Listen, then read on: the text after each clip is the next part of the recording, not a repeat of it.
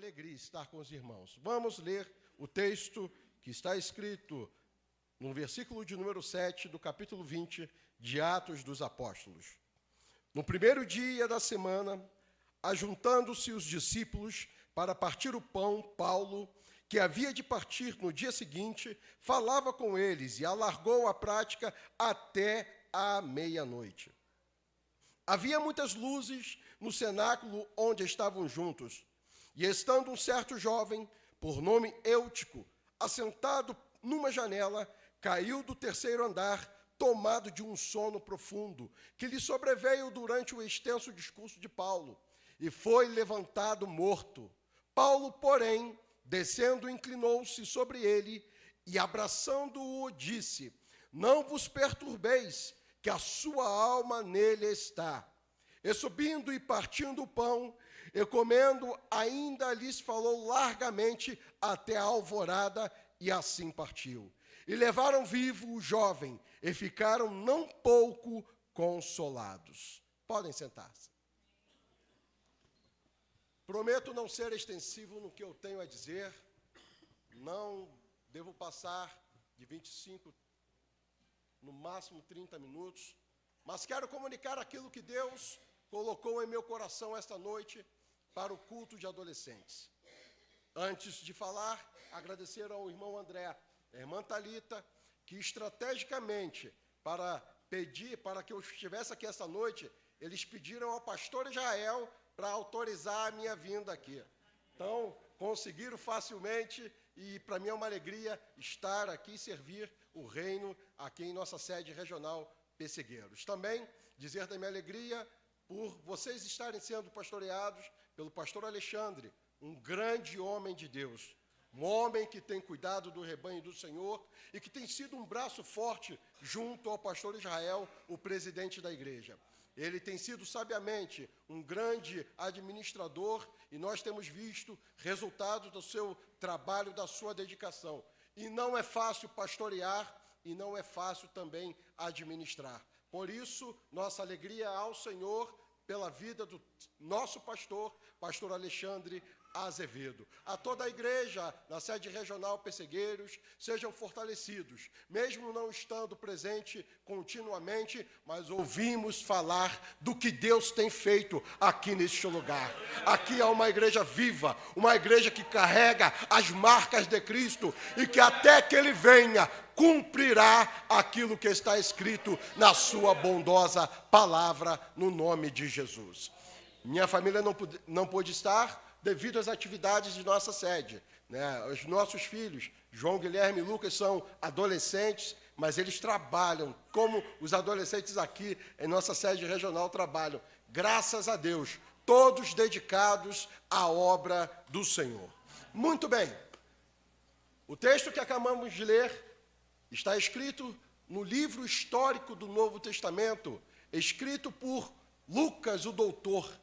Este homem que não ouviu falar das histórias realizadas pelo próprio Deus no início da origem da igreja de Cristo, ele não só ouviu, mas ele era testemunha ocular do que Deus havia feito, realizado, do que homens, através das suas vidas, estavam fazendo dentro do reino de Deus.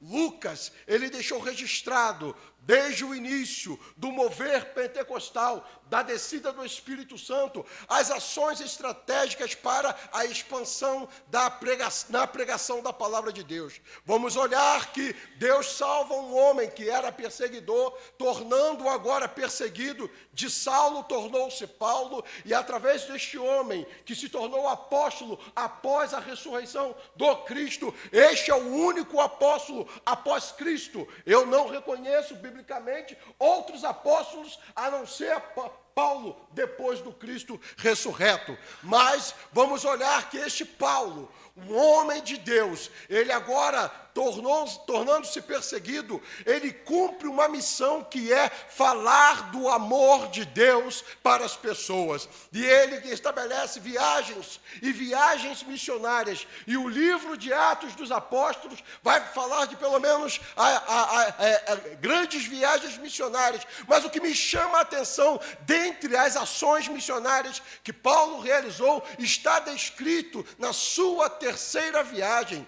Apóstolo Paulo havia cumprido a missão, pregado a palavra em Troade. Ele estava fazendo aquilo que havia determinado em seu coração pela direção do Espírito Santo. Os homens que estavam ladeando ele também estavam cumprindo as determinações do Senhor. E veja que no momento em que ele havia terminado, estava no último dia para o cumprimento do propósito da pregação do Evangelho, pessoas haviam se reunido no domingo para ouvir a palavra de Deus, e no dia seguinte, Paulo e a comitiva iriam sair, iriam realizar e dar prosseguimento às suas viagens para a pregação da palavra de Deus. Paulo, então, naquele domingo, ele reúne pessoas, uma multidão, dentro de um lugar, e a Bíblia vai dizer, dentro do texto que lemos, que era um lugar grande. Veja que a história descrita em Atos dos Apóstolos, capítulo 20, a partir do versículo 7, vai fazer menção, nesse contexto de ensino, de um jovem chamado Eutico. Este jovem estava junto àquelas pessoas,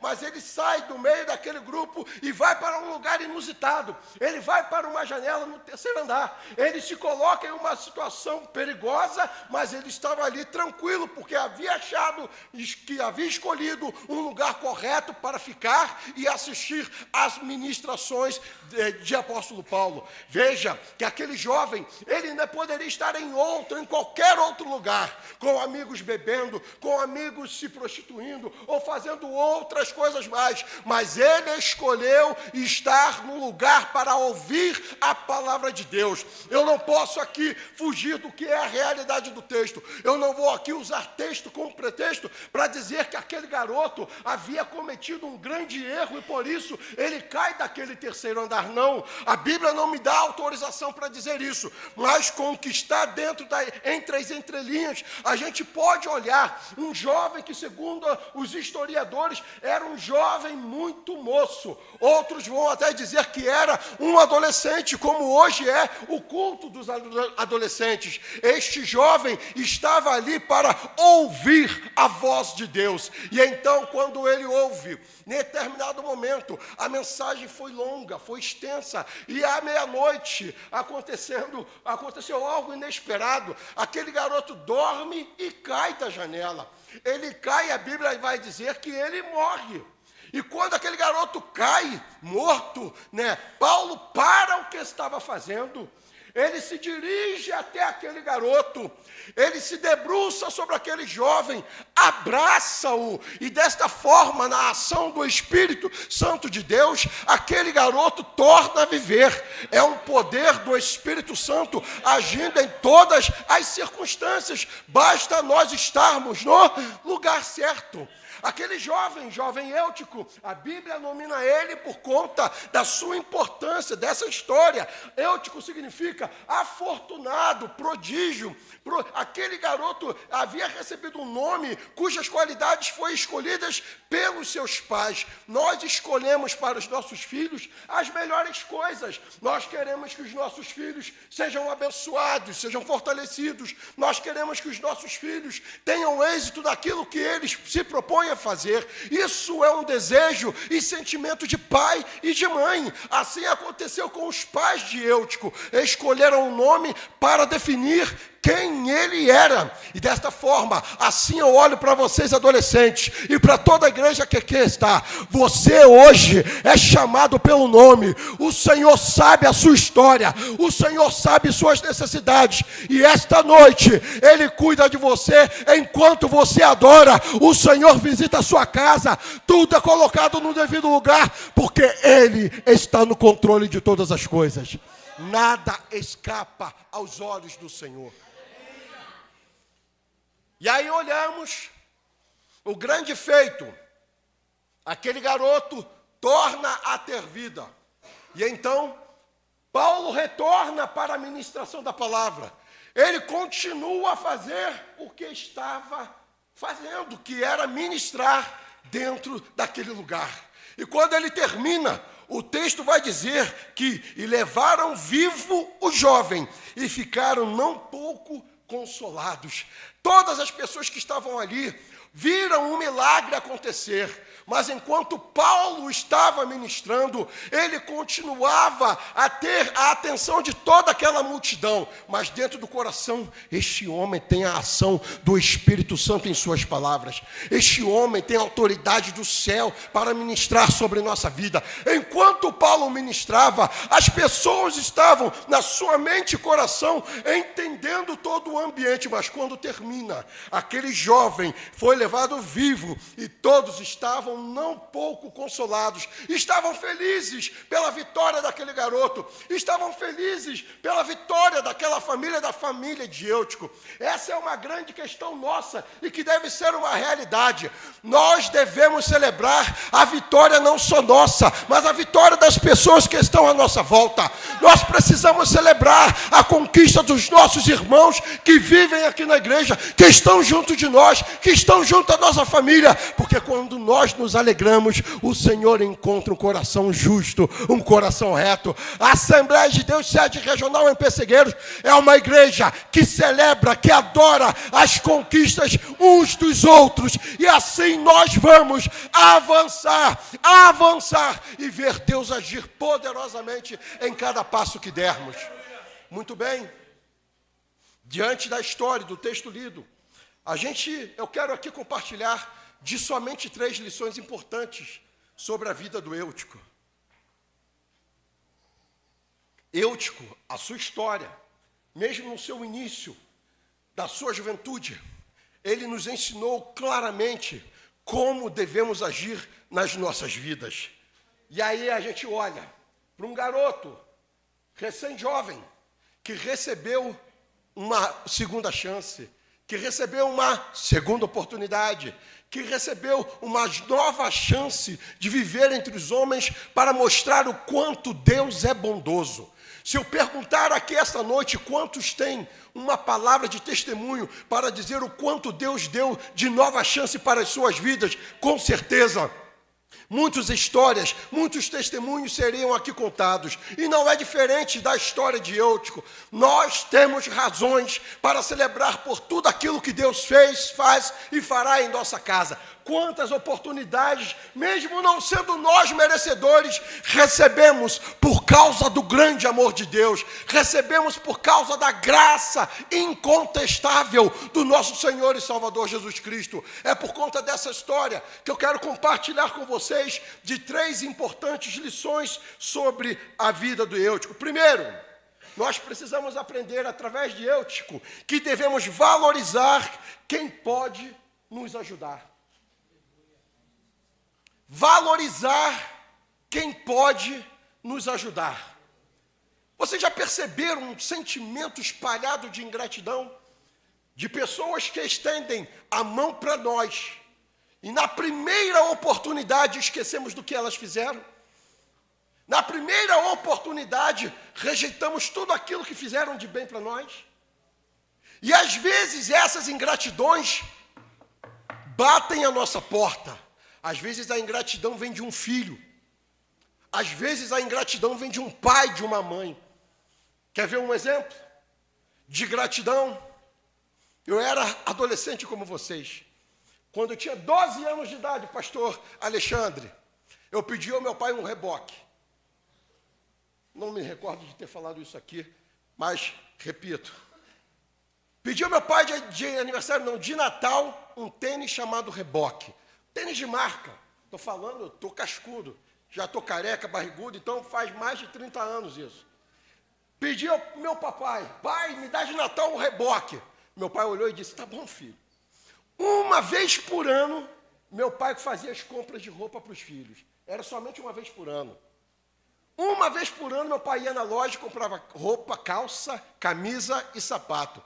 E aquela calça, camisa e sapato tinha que durar mais um ano para que a gente pudesse acumular um ano e ter um pouquinho mais de roupa para diversificar. Bom, pedi ao meu pai aquilo que ele tinha me perguntado. Quando chegou no Natal, meu pai veio com aquela caixa linda de tênis. Eu falei, glória a Deus, aleluia, que felicidade! E aí, quando eu abro aquela caixa daquele tênis, eu olho, estava escrito um tênis branco com a lista azul e estava escrito Reebok. Era o tênis genérico. Meu irmão, se eu pegasse aquele tênis e andasse nesse piso, eu ia ficar patinando aqui, escorregando, porque a sola era de plástico. E aí, quando eu olhei para aquele momento, eu pensei, não vou usar isso nunca. Vou reclamar com meu pai agora. Mas eu pensei, meu pai trabalhou o ano inteiro para juntar aquele dinheirinho sacrificado para comprar um tênis. E quando eu recebi aquele tênis que eu não gostei, que era falsificado, que era perigoso para andar num piso desse, eu olhei para o meu pai e disse, obrigado, pai, pelo presente. Sabe o que isso significa? Que quando há gratidão, Deus nos abençoa. E quando ali, com 12 anos de idade, eu recebi aquele tênis, meu irmão, eu mesmo não tendo gostado, eu usei aquele tênis de plástico, um pouquinho, e usei. Só que depois de um pouco de meses depois, o meu pai conseguiu um recurso e comprou um tênis melhor.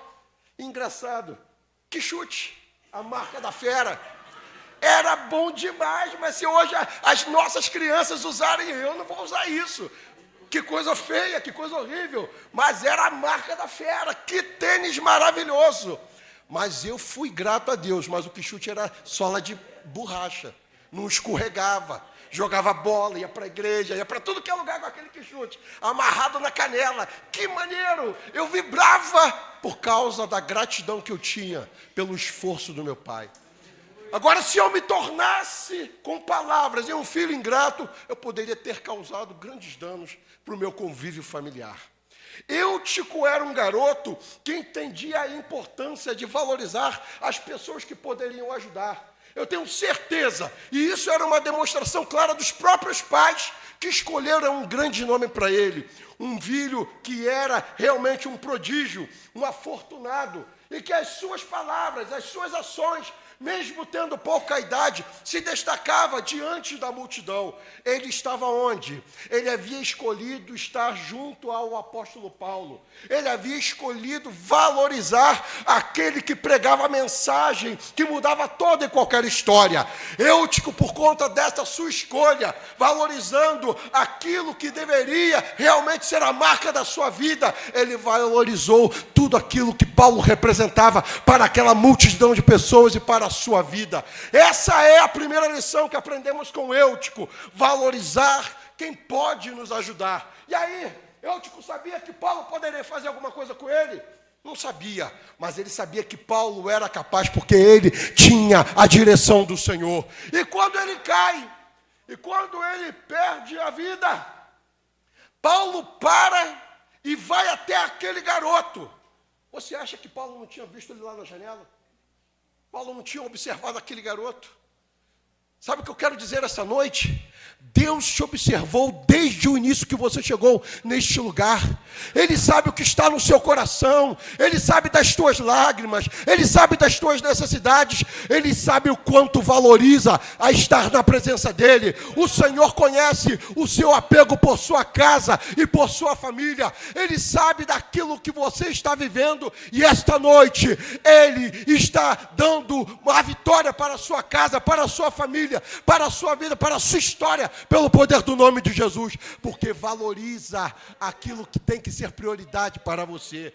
Valorize quem pode te ajudar. O Senhor pode te curar, o Senhor pode te renovar, o Senhor pode te fortalecer, o Senhor pode abrir portas onde não existem. Então somente precisamos valorizar e valorizar ao Senhor, que é aquele que pode sempre nos ajudar. Que grande lição aprendemos com Eutico: valorizar o pastor que tem uma palavra de sabedoria para nós, valorizar a nossa família, que é lugar de centro do amor de Deus, alvo da graça do Senhor, valorizar o seu trabalho, valorizar o seu estudo.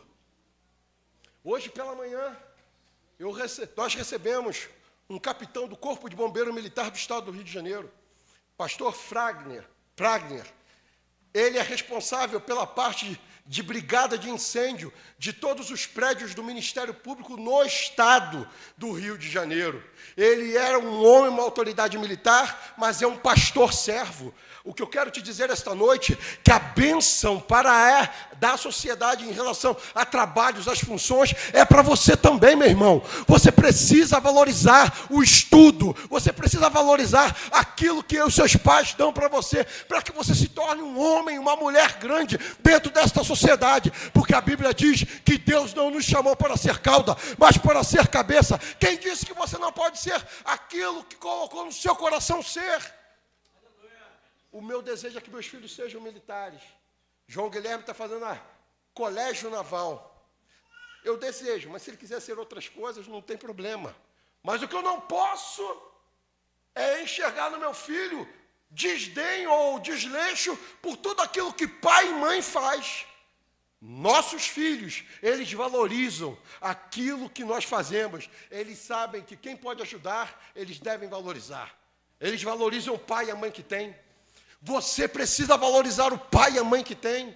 No muito, no pouco, meu pai não tinha quase nada para oferecer. Uma vez por ano ele comprava as coisas. Mas como eu amava o meu pai, como eu amo a minha mãe. O meu pai já foi recolhido em 2014 aos braços de Deus. Mas como eu valorizo a minha família. E mesmo com a simplicidade e poucos recursos, a bênção sempre esteve sobre a nossa casa. Porque o Senhor é aquele que conduz e abençoa os nossos passos.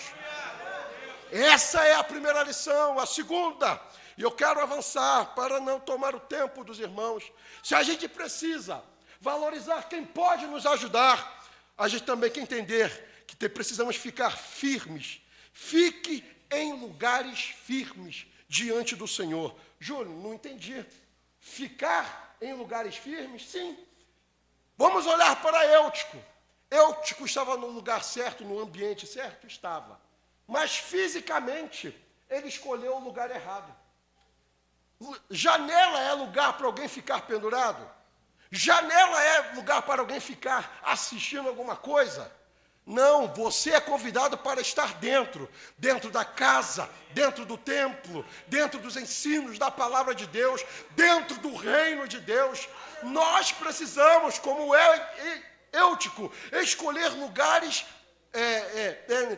espiritualmente sólidos, né? Mas também entender que, mesmo com a escolha dele física errada, precisamos compreender que as escolhas de lugar firmes devem ser realidade para nós. Se Eutico não tivesse ficado na janela no terceiro andar, mas ficado junto à multidão, tudo teria dado certo.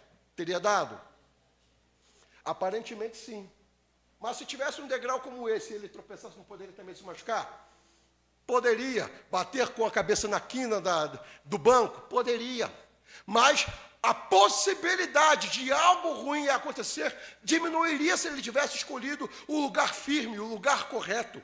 Eutico, se ele tivesse tomado a decisão correta, fisicamente falando, ele poderia ter evitado aquele dano. Porém, na sua escolha, um milagre aconteceu. Na sua escolha, nós aprendemos que o apóstolo Paulo, como servo e instrumento de Deus, alcançou aquele jovem, a sua história foi mudada, ele recebe uma outra oportunidade, e a multidão que lá estava entendeu que quando nós estamos na presença de Deus, toda a nossa vida pode ser mudada num estalar de dedos, e o Senhor dá a vitória a todos nós. Pode ser momentos difíceis.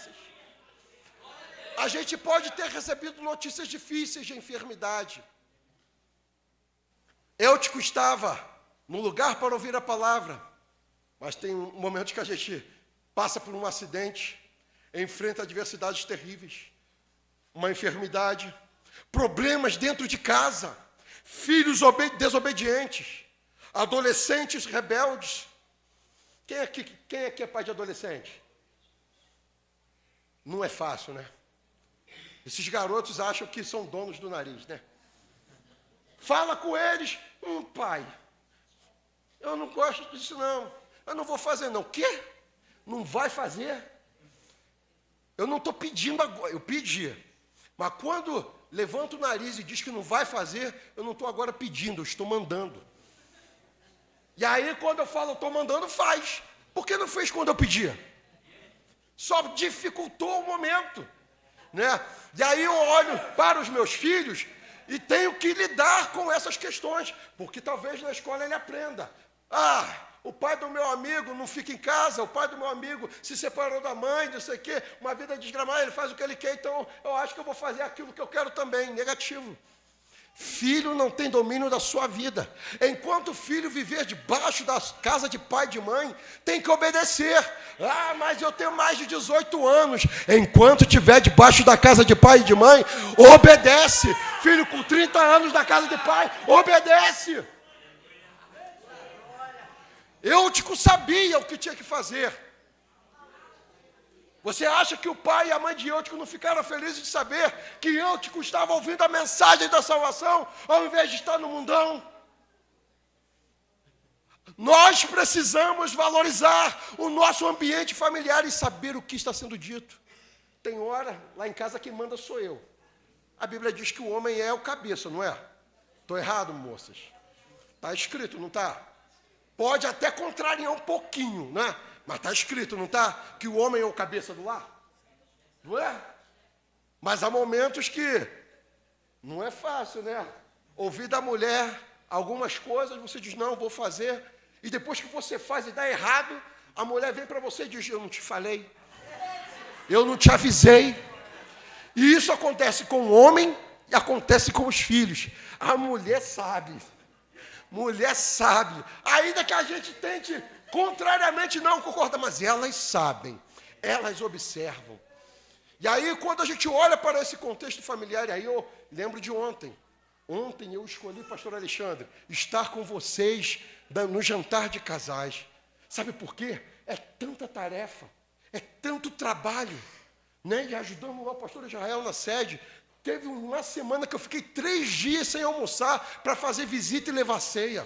Eu já estava com a minha imunidade baixa, entrei em antibiótico, estou em antibiótico por conta dessa correria. E eu falei, meu Deus, eu preciso de... Aí eu encontrei um irmão, num domingo, depois da escola dominical, ele estava passeando com a esposa na rua, desfilando com a esposa na rua. Eu falei, paz do Senhor, glória a Deus. E eu pensei, eu estou precisando andar na rua com a minha esposa de mão dada. E aí ontem eu andei com a minha esposa. Vim jantar com vocês.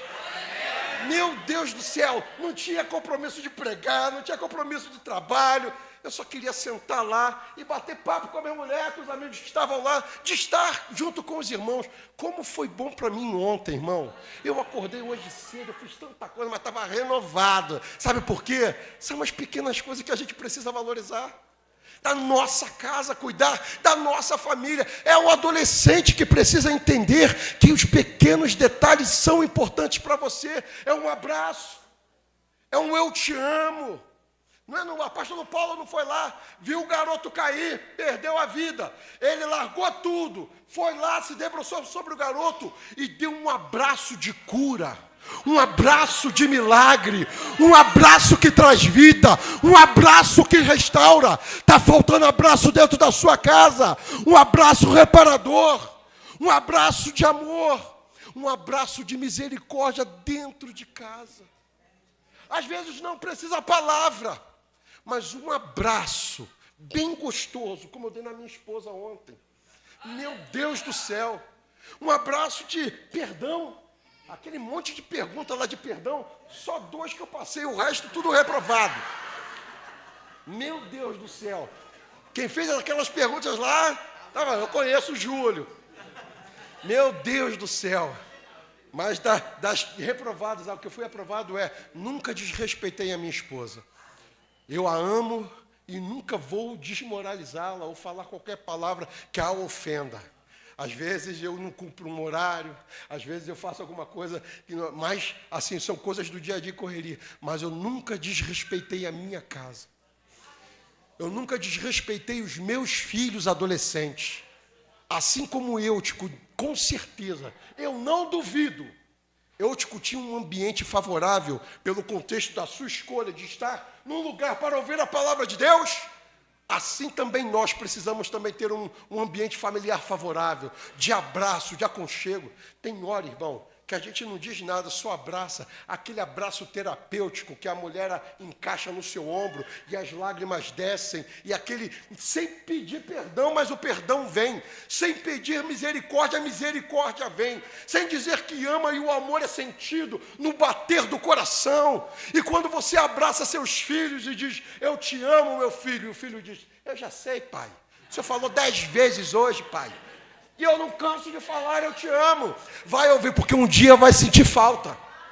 Quando tiver marmanjão, estudando, trabalhando, consolidando a sua família, ele vai, pai, bem, mãe, bem que vocês falaram, que é bom ouvir o eu te amo. Fala que eu te amo, é isso aí. E quando a gente não tivesse, claro, se Cristo não vier buscar a sua igreja, precisamos valorizar o ambiente familiar nosso, para que tudo esteja bem. É escolher lugares firmes. Lugar firme para nós é no centro da vontade de Deus, é pela palavra. Nós não vamos escolher lugares perigosos, mas lugares no Senhor, para que haja a bênção.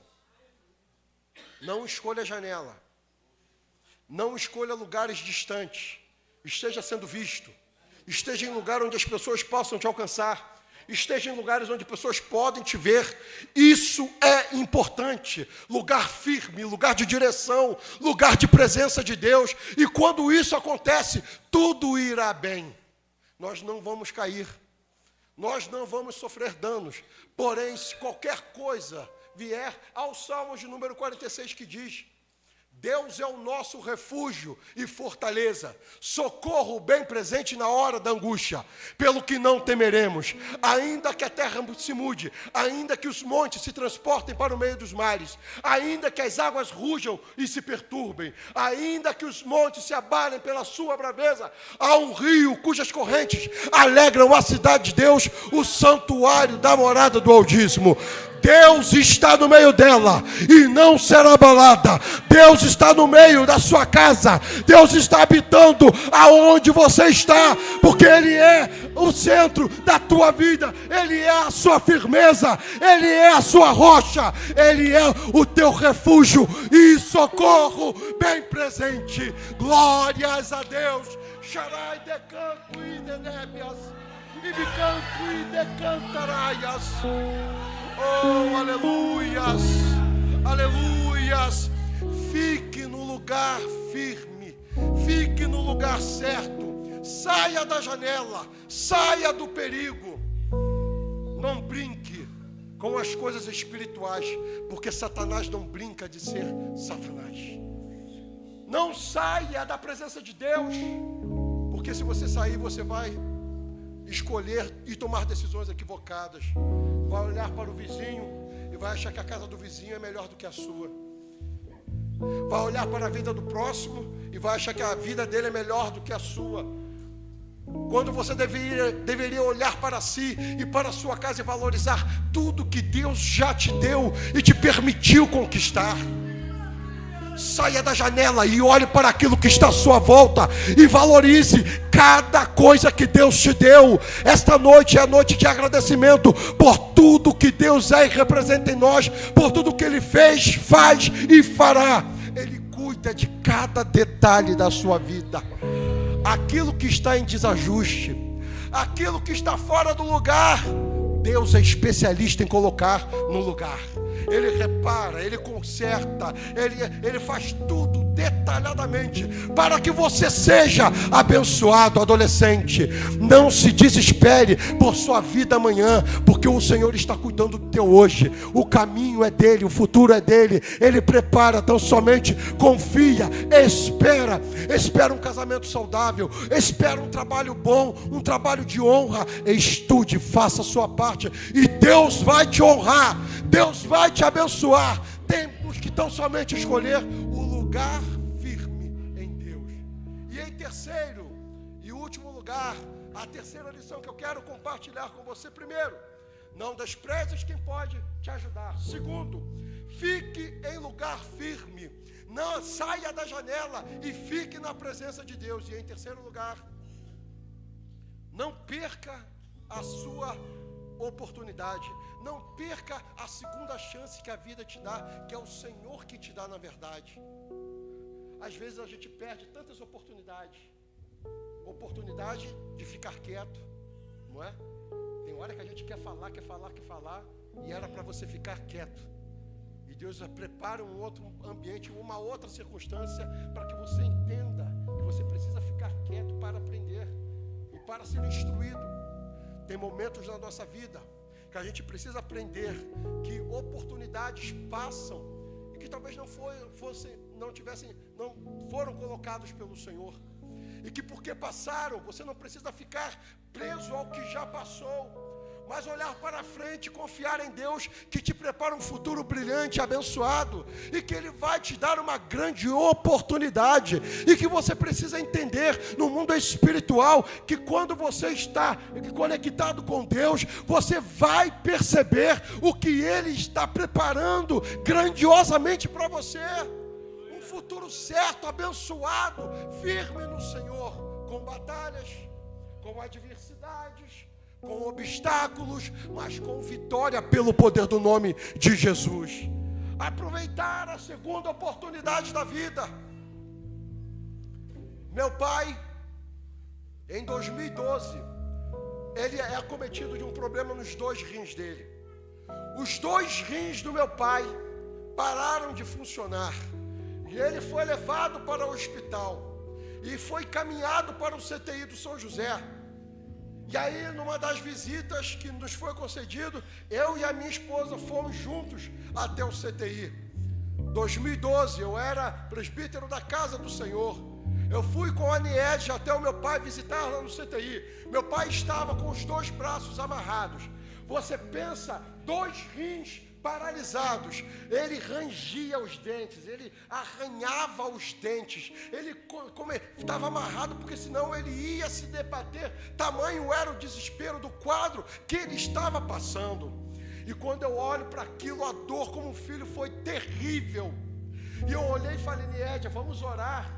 E aí a Niedja se colocou de um lado, eu me coloquei do outro lado, e eu olhei para o meu pai e falei, pai, o senhor me ouve e pisca com os olhos, rangendo os dentes, amarrado as pernas e os braços, e eu perguntei, pisque com os olhos, e ele piscou com os olhos.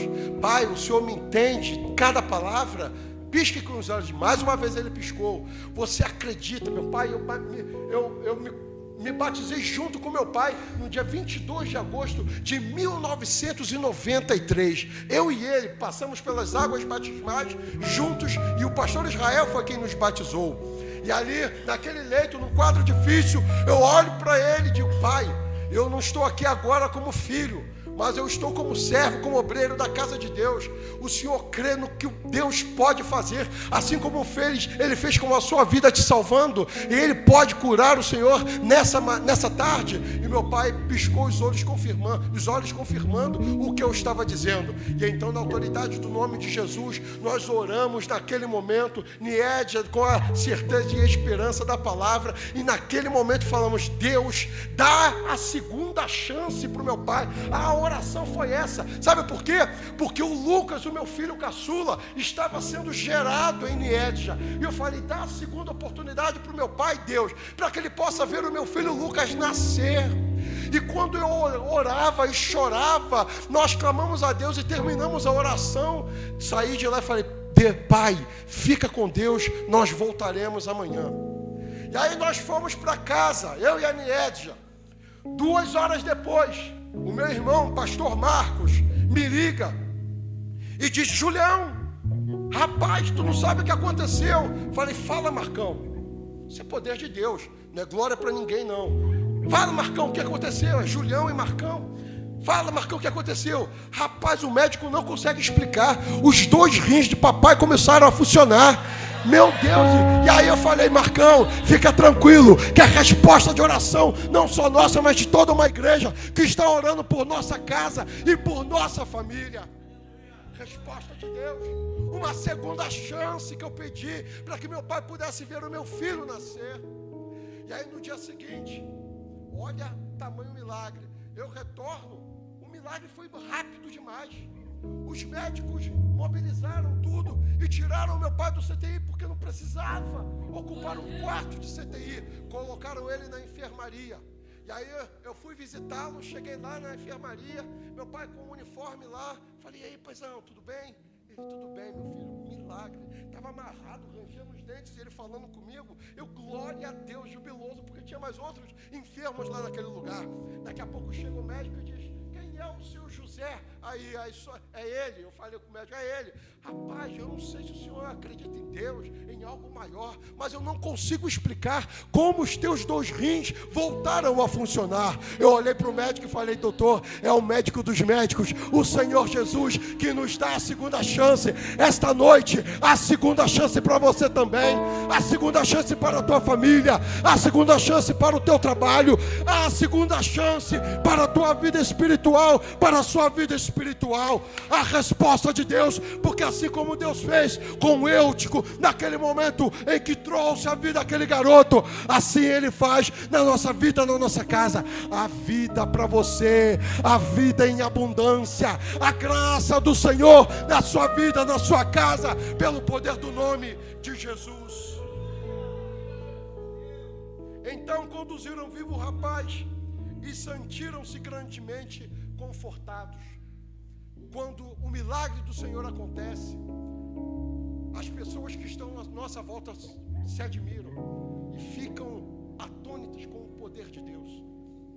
Quando nós olhamos para as nossas experiências e milagres dos outros também, precisamos estar jubilosos com a nossa vitória e com a vitória do nosso próximo. E eu quero aqui terminar a minha palavra dizendo que Eutico é um exemplo do que precisamos seguir nos nossos passos, olhar e perceber que precisamos buscar e valorizar quem pode nos ajudar, buscar e estar em lugares firmes, e também de reconhecer que a segunda oportunidade pode vir em nossa casa, em nossa vida, e a gente precisa aproveitar as oportunidades que são Deus que dá. Por isso te convido a se colocar em